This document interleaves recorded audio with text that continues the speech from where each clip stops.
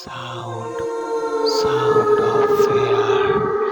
এইখানে কিছু ভৌতিক গল্প বলা হয়, যেটা শোনার পর আপনাদেরও মন থেকে একটাই কথা বেরোবে, সাউন্ড অফ ফেয়ার।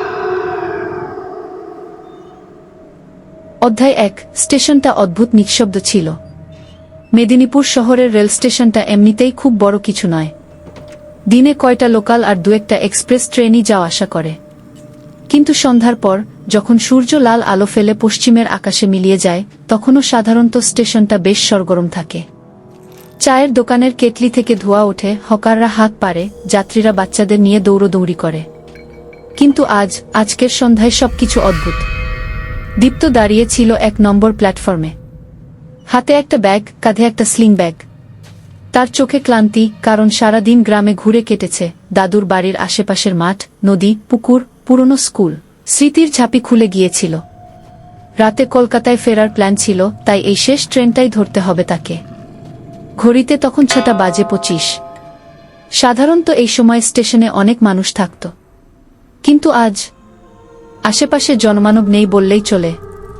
হকার নেই, কুলির দেখা নেই, এমনকি স্টেশনের টিকিট কাউন্টারটাও বন্ধ। প্ল্যাটফর্মের এক কোনায় টিমটিম করে জ্বলছিল একটা ভাঙা স্ট্রিট ল্যাম্প।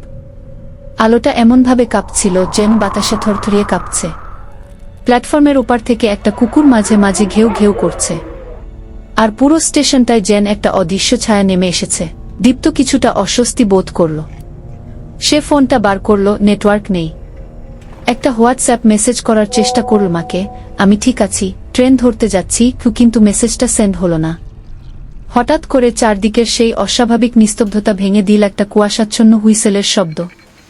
খুব দূর থেকে আসা, কিন্তু যেন কানে গেঁথে যায় এমন এক শব্দ।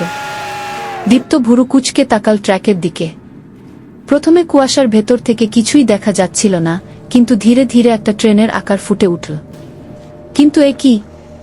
এই ট্রেনটা তো সে আগে কখনো দেখেনি। না, এটা হাওড়া মেদিনীপুর লোকাল ট্রেন না, না কোনো এক্সপ্রেসও না। ট্রেনটা যেন ৭০-এর দশকের পুরনো কোনো কাঠের কোচে বানানো, কালো রঙের ধাতু, ফিকে হলুদ আলোর ঝলক, আর প্রতিটা জানালার কাছে ধুলোর আস্তরণ। ট্রেনটা চুপচাপ এসে থামল ১ নম্বর প্ল্যাটফর্মে। কোনো গার্ড নেই, কোনো লোকোপাইলট নেই।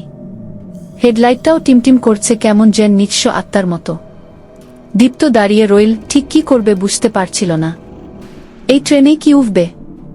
ঠিক তখনই সামনের একটা দরজা ধীরে ধীরে খুলে গেল, কাটা ঘষার আওয়াজ তুলে।